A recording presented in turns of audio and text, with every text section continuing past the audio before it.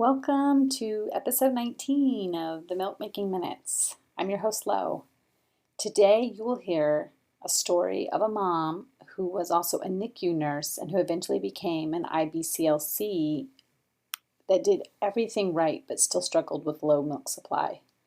It broke her heart when she needed to switch to full formula feeds at 8 and 6 weeks with each of her children. She knew there must be an underlying cause, but was unable to get a diagnosis until her youngest was 2 years old. It was her struggle with low milk supply that led her to becoming an IBCLC, and she eventually found healing and triumph by being able to help so many other moms feed their babies successfully. I know you will enjoy hearing Vicki's personal story and her professional analysis of what happened to her. As you listen, think about the times when your breastfeeding struggles have not been taken seriously by medical providers. What actions did you take to make yourself seen or heard? Hi, Vicki. Welcome to the Milk Making Minutes. I'm so glad you're here. Thank you for having me. Yeah, just start by introducing yourself and your family. My name is Vicki, and I have two children, ages gonna be 9 and gonna be 11 in the next few months. And I personally have breastfed both of my children, and I have then transitioned into a very formal role as a lactation consultant, an IBCLC. So my story seems very intertwined with both of those experiences. Awesome. I can't wait to hear all about that.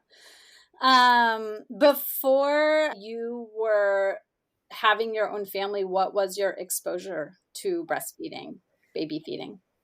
It's so interesting. I was 22 years old when I started my career in the neonatal ICU, and Vicki described being mentored by several breastfeeding advocates who had received breastfeeding training at the hospital and who had also breastfed their own children.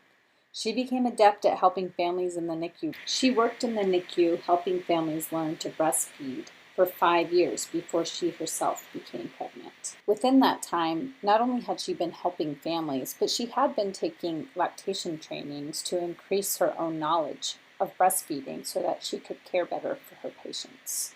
As you will hear, this gave her a false sense of confidence about how her own breastfeeding journeys would go. I was pregnant with my first son, James, and I said, "Oh, this is going to be a breeze. I know how to do this. This is going to be amazing. I can't wait." And I said to myself, this is going to be the least of my worries. And so then I have my son. He latches right away. He's a beautiful breastfeeder. He feeds frequently. He seems satisfied. He looks great. And then we go to the first pediatrician's appointment, which was at day life 4. And he went from 8.59 to 7.4. So he had a big weight loss, and I felt shocked. And I also felt shocked about the minimal changes in my breast, because from the 5 years of experience in the NICU, I did know that at usually between day life 3 and 5, you start to get a little fuller. You start to notice some breast changes, and I didn't have those, and I didn't know why. And so I felt panicked. I saw that number on the scale, and I felt panicked. And Were you making a calculation there for yourself, the percentage of loss? basically at that point, I couldn't even do any. I was like full blown panic mode. It was over. I knew it was over 10%, and my pediatrician was really worried. He weighed the baby a couple of times. The baby, my son, was peeing and pooping. That didn't seem to be an issue. Sometimes with excessive weight loss, they wonder like how long you were in labor and did I get a lot of IV fluids, and I hadn't. Right. I was in labor less than 12 hours. Okay. So I said, okay, I'm going to solve this. I'm going to go home. I'm going to continue to put him to breast, and then I'm going to pump with the pump and style advance that I had gotten through my insurance. I didn't have additional knowledge at that point to figure out where the problem was coming from. It didn't seem like there was a problem, except he was not gaining. It actually took him a full month to get to birth weight, which was very scary for me. And it felt like I was failing my baby. It just was so hard. And I stimulated my breast 16 times a day. Infant would latch, breastfeed, I would pump after. And I just remember pumping. My left breast just produced sometimes 5 cc's, and that was it. And that's all I was going to get from it. And I could not believe this was happening to me. Like, this wasn't supposed to happen like this. This was supposed to be easy. And then, so what I did is I made an appointment with an outpatient lactation consultant at the hospital I work at. And this IBCLC was just what I needed. She spent 4 hours with me. She was kind and patient and all of those things. And my baby transferred 22 cc's at the breast. We did pre and post weights, and he transferred 22. And again, I just felt so shocked. He latched, and he's vigorous, and he looks good. I'm like, what is going on with my body? As you can hear here, Vicki was shocked that her baby had transferred what amounted to less than an ounce of milk during the weighted feed, despite all the breastfeeding and pumping she was doing. She then rented a multi-user pump from the hospital, what most people call hospital-grade pumps, and at the recommendation of her pediatrician, who was also an IBCLC, ordered some herbs to be mixed into a tea that was supposed to increase her supply. Listen to see how that worked for her. And when I tell you this tea was not very good, I would drink it and I would be sweating, which now, having the knowledge that I have about my personal situation and the knowledge of breastfeeding, I was just stressing myself out so much more. There was no way I was going to even make more milk drinking this tea. But I said, this is going to solve it. This is perfect. Like, I'm going to breastfeed. And then at 8 weeks, my son started to get very frustrated at the breast, and I really wasn't sure why. We were still breastfeeding 8 times a day. I was still pumping 8 times a day. So I decided to not feed him at that feed and just pump. No milk. Not a drop. And I just said, okay, well, it was very hard. It was so hard. And at 8 weeks, there was no milk. And I have thyroid issues in my family. And I scheduled an appointment to an endocrinologist because I just wanted to find out what was happening. And my thyroid levels were borderline, and they said I'm fine, and this happens to people, and it's not a big deal. I think hearing that I was so angry. Oh my goodness. I was like, it is a big deal. Right. What if there's no formula? And now it just goes into that idea of, like, now you're seeing all these formula recalls, and I feel for these parents, and I'm like, it's not normal. What if there wasn't formula? Would my baby die? What? I was just like, I couldn't believe I was getting that, like, non-supportive reaction. So then my son turns 1. We're going to have a baby. I get pregnant. I don't have fertility issues. I get pregnant with my daughter. I read a lot of research. Like, maybe it was the antihistamine because I have terrible allergies. Like, antihistamine can just dry you up. I'm like, I'm not going to take them. I'm going to suffer through it. I'm like, my daughter, we're going to breastfeed. We're going to be good. We're going to just fine. So, Vicki, can I back up for just a second? Sure. Yeah, because at 8 weeks, that's when your son started to get super fussy at the breast. And when you went to the endocrinologist, what made you think, endocrinologist, I need to check my thyroid levels? You mentioned family history. Was there anything else that made you think that an endocrinologist could give me some answers related to milk supply? Was there something you had read? Was it your understanding as a nurse that made you think you should go that route? So it was my understanding as a nurse. I knew I had the family history. Mm-hmm. And once I started to talk to some of my colleagues about what was going on, they said, hey, get your prolactin checked, get your thyroid checked. Yeah, so prolactin is one of the primary hormones that control production of milk supply. And thyroid is just this major player in it, and I just Mhm. never realized it. So when I spoke to the endocrinologist, they made it seem like I was nuts. Yeah, I had talked to my friends in the NICU, and they were like, just get it checked. And I said, right. okay. And so I got no answers, and I just thought it was a fluke. I didn't Mhm. know. I just didn't know. So you really felt like really invalidated. Oh, Just absolutely. you were just, "Ah, it's no big deal." Yeah, like Yeah. it's not a big deal. Like your baby's fine, your baby's growing. And that, in fact, is the truth.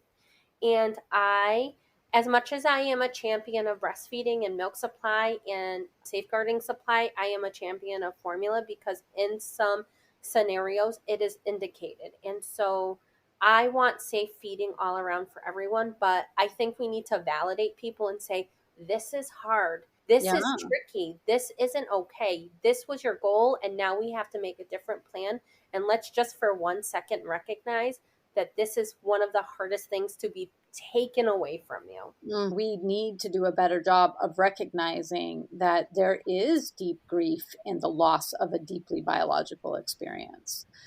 That was the other piece too, that it just was so mind-boggling that they made it seem as though this wasn't like the way a baby should be fed. Yes, there were Mhm. other options, but like when there was no other option, this was the way. Mhm. This is what why women have breasts. This is the reason, because sometimes even those topics feel uncomfortable for others, and that's exactly how I felt at endocrinology. Like I wanted to like whip out my breasts and be like, is there something wrong here? And you could tell Mhm. they were like, whoa, so Yeah. it was hard a little bit. Yeah. So then what happened at that 8-week mark when you realized, okay, the baby's fussy at the breast, production is low both at the breast and with a pump? Had you already been supplementing at that point at 8 weeks, or did supplementation begin at that point? I started supplementing at about week 3 when it was Okay. very apparent that breastfeeding and pumping was not going to increase his weight. Okay. Okay. And tell me what that supplementation looked like at week 3, and then how did it change over time? So I started very slow with supplementation because I didn't want it to hinder his breastfeeding. And so it took him a full month to get to breast to birth weight. Mhm. And I started supplementing with about half an ounce. I had read that half an ounce on top of the breastfeeding would be sufficient. And then week 3, we get to the appointment and he really has hardly gained. He hasn't even reached 8 pounds yet. So I was like, "Whew." Okay, so then what I did, then that was the point where he would breastfeed. I would pump, I'd feed him what I pump, and then I would let him take whatever he wanted from Mhm. a bottle, like So do from like a a formula. paced bottle feed from a bottle, let him decide what he needed Yes. after And that. he Mhm. would consistently take 2 ounces, 2 ounces, 2 ounces, which makes sense. That's what he Mhm. should be taking. And then he started to gain. And I there's so much guilt in all of that. It's just such a hard thing because my son has some neurodevelopment stuff, and I just wondered with the breast milk, would things have been different with the breast? You just can go down this Mhm. rabbit hole as Of a mother. Like, course. Yeah. would Yeah. it be different? And he's literally the best thing in the world, but I just obviously as a mom, you want to just be you want your body to protect those babies, and you want your body to feed those babies, and it just was very, very tricky. Yeah. Yeah. So then so I'm going to have my daughter and it's all going to go well, and the exact same thing happened with my daughter, same exact, and I Mm. couldn't believe it. The one thing that Vicki tried that was different with her daughter was her doctor prescribed a medication called Reglan, which is commonly used in the United States to help with milk supply if there is no history of anxiety or depression or no signs of postpartum depression currently. After one dose, she did see an immediate improvement in her puppy output. She got about 4 ounces, but noticed a common side effect in her baby called tachycardia, a dangerously high heart rate. She suspended the drug immediately, and her milk supply plummeted, as usually happens when Raglan needs to suddenly stop. She was crushed. When it was time for her to return to work, she couldn't fathom helping other moms feed their babies. But when she returned, she told this story of one mom who was desperate for help, and she was the only one who was available and had the knowledge to be able to help her. This is what happened. I was the only one that had enough experience to help, and I helped her. And I felt so empowered and I felt so amazing that I was able to help this mother and bring her breastfeeding journey to something very successful. Mm. And it's just that experience. They never even knew what kind of difference they made in me. And it was really amazing. And then I decided that I was going to become an IBCLC and I wanted to like literally help every single mother I could. It brought healing to your own life, being able to see somebody else not have to struggle as much. Yes, Yeah. exactly. And if there was anything, if I could ever meet a mom where I could help her have success in feeding, and I just try to change the way I talk about feeding with moms because there's a few different terms that people use that I don't particularly care for, especially because you can still recognize somebody's goal and also know there has to be some safety in feeding, right? I wanted to educate myself to help mothers and educating myself to find out what happened to me. Yeah. And so, what ended up happening, which was interesting, is I started to choke on my food. I was sent to ENT. They did an ultrasound and they found a tumor on my thyroid. Mm. The ENT, or ear, nose, and throat doctor, did a biopsy of the tumor and discovered that Vicki had an autoimmune disorder of the thyroid called Hashimoto's disease. As we described earlier, the thyroid controls the hormone prolactin, which is a primary controller of milk supply. She felt validated, but also angry that the endocrinologist kept telling her there was no cause for concern. Listen to how she described the feelings she had after receiving a diagnosis. That was, I think, good for me, and I think it was also hard on me. And it just feels like I felt crazy or something, and I didn't have all the knowledge I had as an IBCLC, and it was like someone turned the light on. That's it. That's the Mhm. answer. That's Mhm. why. And I think it was super important to know. And then I also feel, again, as a mother, going down this rabbit hole, like, why me type of thing. And you let go of that to a degree. Again, so now it just gave me one more tool to help somebody else, help another mother. I think too, we hear, and it mostly is true that people can feed their babies from their bodies, that most people can. But when you hear that and you're not one of those people, it's crazy making, Right. especially when there's not a why, when there's no reason why it didn't work for you. So to be given a reason why, because you did all the right things, you did all the things everybody was telling you to do, but it still didn't work. And then when you were invalidated before and told, no, everything's fine, and then to be validated years later and said, oh, actually, you have Hashimoto's, and to be given a name to the thing you knew was happening to you, It's that, huge. yeah, it's like a gift wrapped present. Not that Yeah. you want to have something wrong with you, but when you know deep in your gut that that milk supply comes when you do this, that, and the other, and your milk supply did not come when you did this, that, and the other, to know that, okay, this is the reason why. Um, Yes. It definitely changed my outlook and it definitely It's because then I was also like, is there something I don't know? Is there something else I should have been doing to make this happen? And now I can officially say, no, there's literally nothing else I could do. My body did the best it could, but it just wasn't going to be a full milk supply. I started the Milk Making Minutes because I'm passionate about supporting breastfeeding people. But more importantly, I knew that hearing real people tell real stories would benefit both the storytellers and the listeners.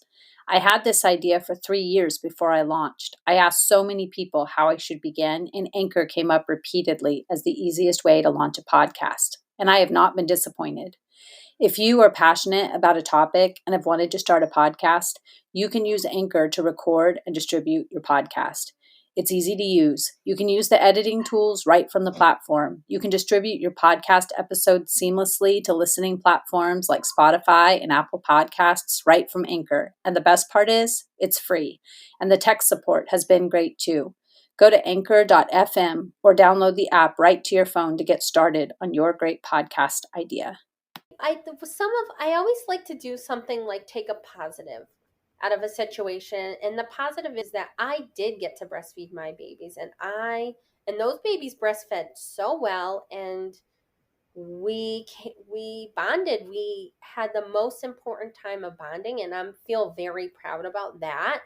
And sometimes it just is what it is.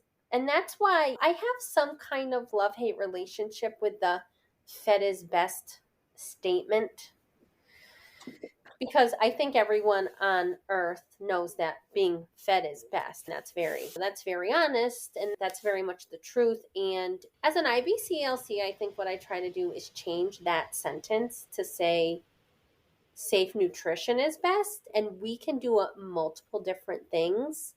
I feel like some people want to say formula is the equivalent of breast milk, and I am very glad to have formula as a tool.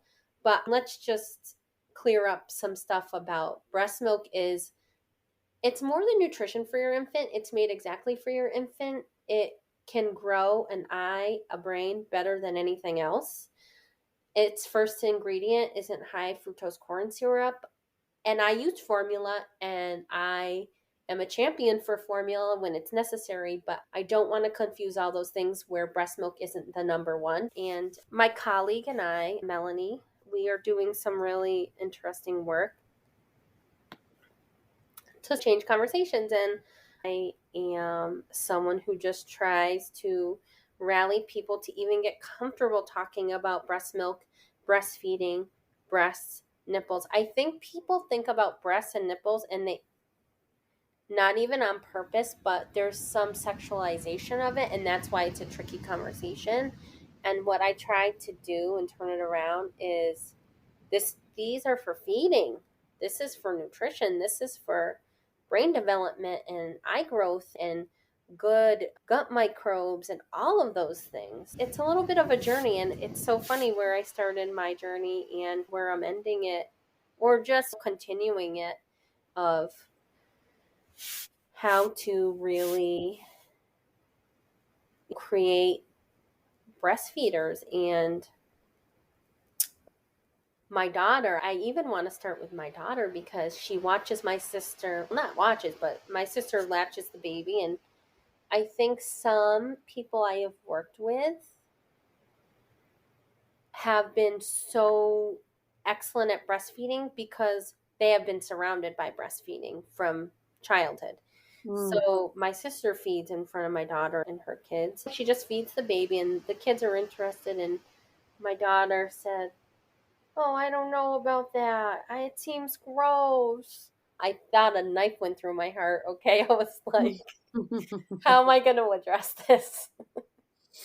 So I think it's so important to just start like at an early age, because I can see it. Like when I coach my daughter and I say, "How do you feed a baby?" And she says, "A bottle." And I wish that every single kid's response to that was with a breast. And so we talk about breastfeeding, and she sees my sister breastfeeding, and we go into how it's the best way to feed a baby and so natural and all these good things about it, just to have the exposure. So many moms I work with their first exposure to breastfeeding is because they had a baby. Mm-hmm. And that was my first exposure too. And I just think you don't know what you don't know. And every mom gets in and does their best. But when there's some issues, you don't even know where to start. Yeah. So, in your own experience, how long after you were feeding your babies did you get the Hashimoto's My daughter was 2 years diagnosis? old. Okay. So she was So 2. And since then, have you consulted or counseled other families where the mother had Hashimoto's? I How common is it? it thyroid disease in general, fairly common. Mhm. And we I think I see it in the place that I work because thyroid can also be a reason why people have preterm deliveries. Thyroid disease can be a reason why people are having a tricky time having a pregnancy. We actually see it a fair amount in the NICU. And you're still in the NICU? I am Okay, so you're in the NICU as a nurse and also as an IBCLC, or are you primarily working as an IBCLC now? a nurse and an IBCLC. Okay, okay. Oh, wow. Okay. So when somebody is struggling with low supply, what are the other things that they should be looking for if it could be related to thyroid? Really, some people come in knowing about their thyroid disease and knowing that it can cause some supply, and some people they don't have it. They were like me that there didn't seem to be any official diagnosis or any issue. There was no infertility. There was really nothing. So in that event, we talk with our moms and say, would you like to continue what we're doing? I always want it to be a choice that Mhm. mom makes so Mm. that she feels it's her decision and she feels good about that. So usually moms will go and have some levels checked.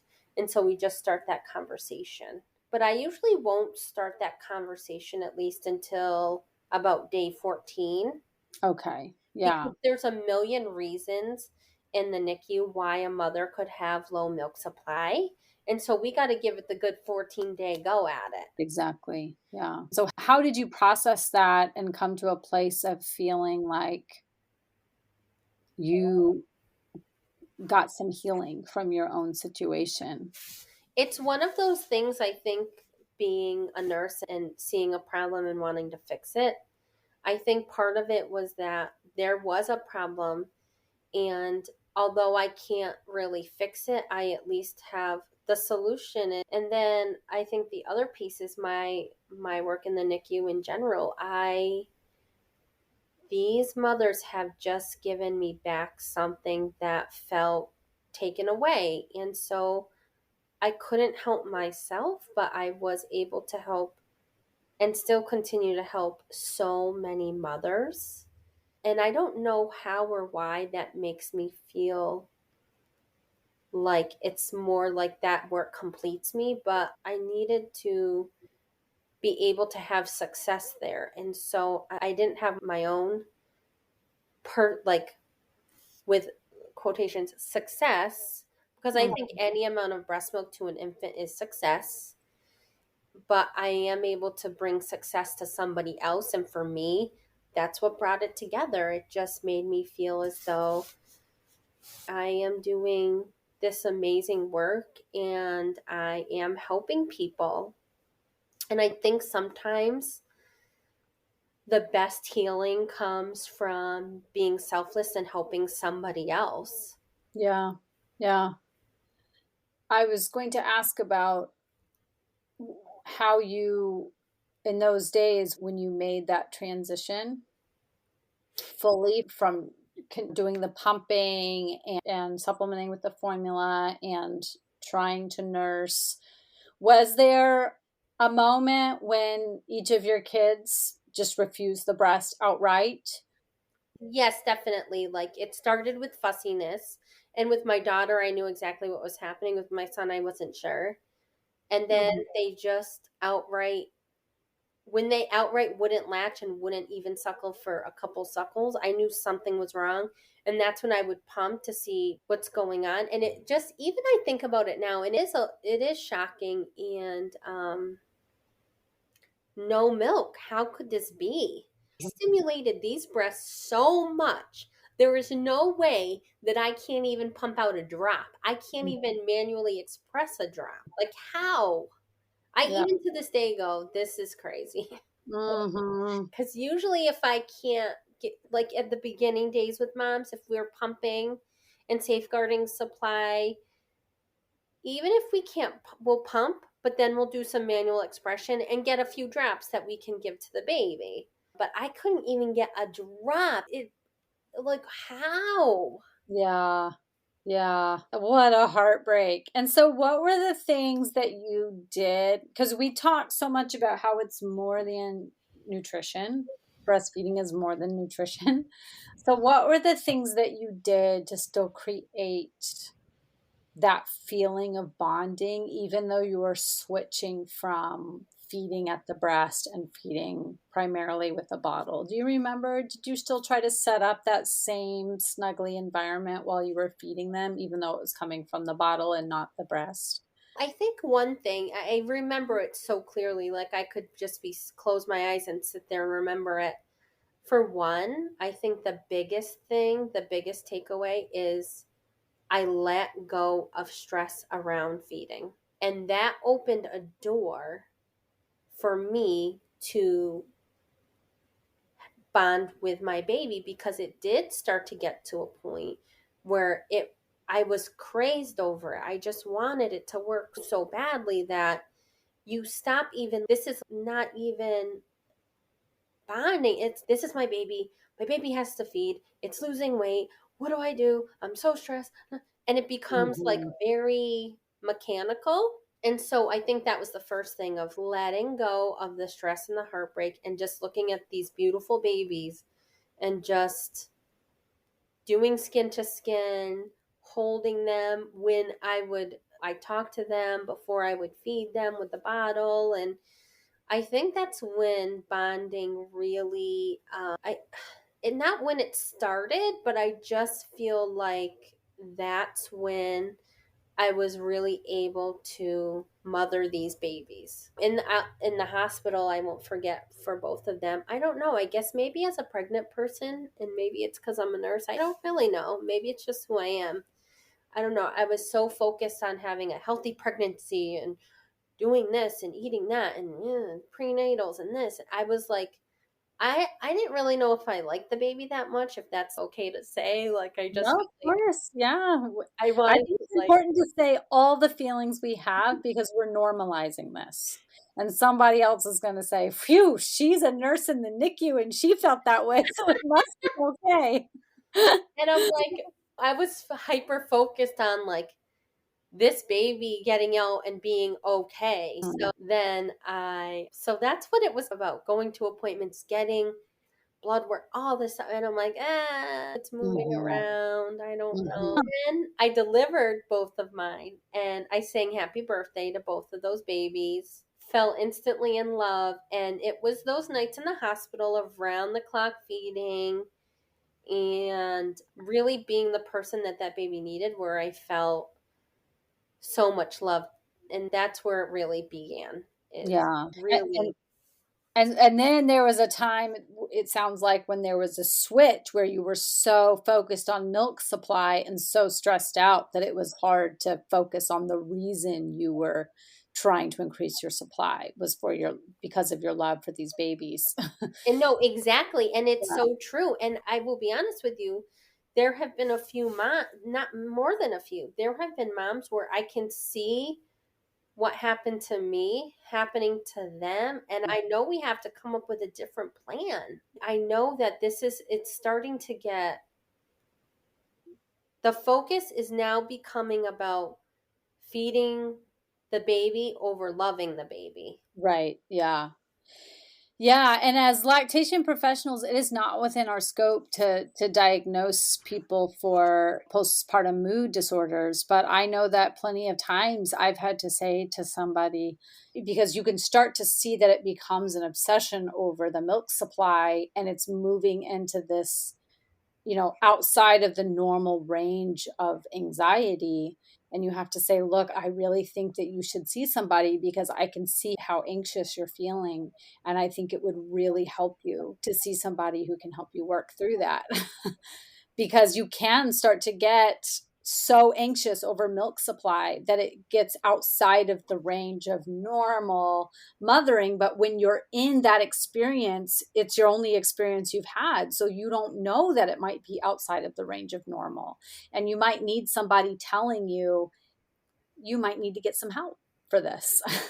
Absolutely. I think it gets to a point where it's like someone has to be like, "Hey, I'm seeing this in you." Like, and I think I had a few people say to me as well, "Hey, you all right over there?" Yeah.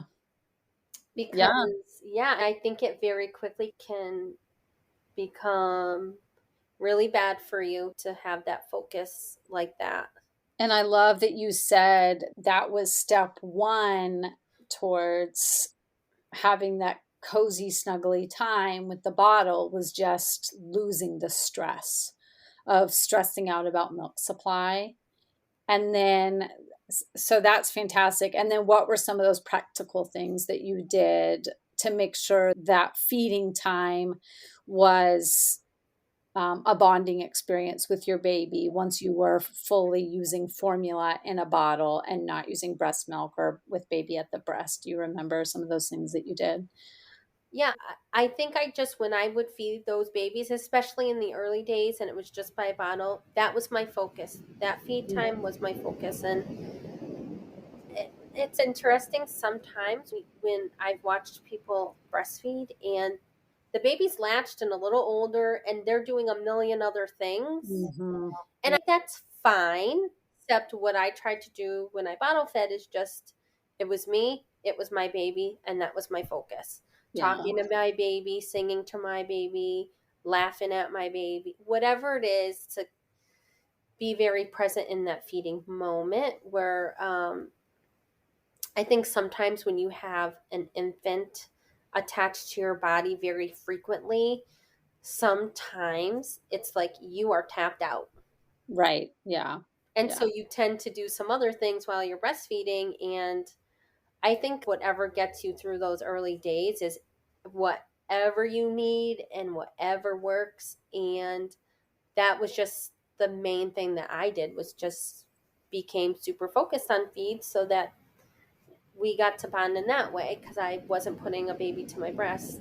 One tool that I wish I had more knowledge about and more exposure to, which in the early days in NICU we really didn't use hardly ever, I never saw one, was an SNS. It's a supplemental nursing system. Mm. And I wish I had some exposure to that because I likely would have used it, seen it, realized how easy it is to use, and I could have breastfed for a lot longer. Yeah. So using formula through the tube, but still having that breastfeeding experience Yeah, with exactly. baby at the breast, because your babies were getting really frustrated at the breast, so they wouldn't stay on the breast. Yeah. So I think with my son, someone had mentioned it, and I didn't even know what it was. Like, so I don't know. I don't know if I said I can't do one more thing or whatever it Mhm. was, but I never used it. Yeah. Yeah. Yeah, so where should people go if they suspect? Now, I know anyone who's struggling with low milk supply is now going to be like, it must be my thyroid. I know. I know. And, unfortunately, it's not going to be the answer for everyone. But if someone does want to start down that path of looking for information, where is the best place for them to go to look for information? For one, their local IBCLC will be an excellent resource. Some pediatrician practices have IBCLCs there that can start the journey and be helpful. If your pediatrician doesn't, locating your hospital's IBCLC, and it can start with a phone call. I think sometimes too we forget when it's a low supply situation how stressed you absolutely are, and it feels like you can't do one more thing. Hmm. So start with a voicemail. Call when you know no one's going to pick up. Right. Yeah. Start with a voicemail. Start with an email. I can't tell you in the lactation office how many times we would pick up the phone and it would be a voicemail coming in at 9 p.m. that we're getting Hmm. the morning, and the mother is just, there's a lot. It's a long message. There's a lot of emotion. There is someone in desperate need of help, and we listen to it. We have a little discussion about it, and then someone reaches out to mom and says, "Come in, Yeah. just come Right. in, and Right. let's see. Right. Let's just get started. Let's get Right. started."